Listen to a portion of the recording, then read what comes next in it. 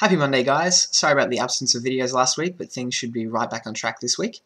A friend of mine got given Following on DVD, which is Christopher Nolan's debut feature film, and it was the one film of his that I hadn't seen yet, so he was kind enough to invite me over, and we watched the very short 69 minutes worth.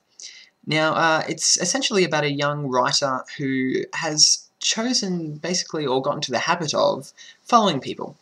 Now, there's no particular reason for this, but he seems to enjoy it, and he'll just pick a random person. That's one of his rules, make sure the person is random, and he'll just follow them, watch what they do in their day, until one time he's following a man who realizes that he's being followed and approaches him about it. But this man is a thief and kind of takes the young writer under his wing. Now, right from the get-go, really, you can see this is Nolan. This is the beginnings of what we now know from Memento, The Prestige, Inception. Little signals of his taste is throughout this film. Now, it's shot in black and white and set in England, where he was born, believe it or not. And now the question is, why black and white? My friend and I asked this, and the only reason I can see it having a purpose is to help create the tone. And this film does have a very strong tone. It's certainly not a happy tone, not that it's exactly depressing either. But he's got music by David Julian, who later on went to do music for him in Memento and The Prestige. And I wouldn't say it's a great score, but it achieves its purpose.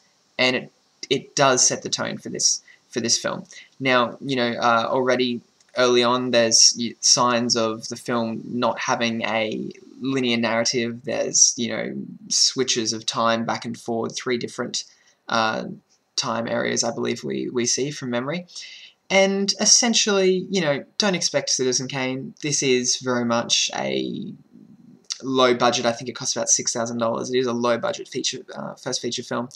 But it is interesting. It has some interesting ideas, a couple of really good dialogue sections, and unfortunately does lag in the middle, but it's a very short film, so that's not going to be a major issue.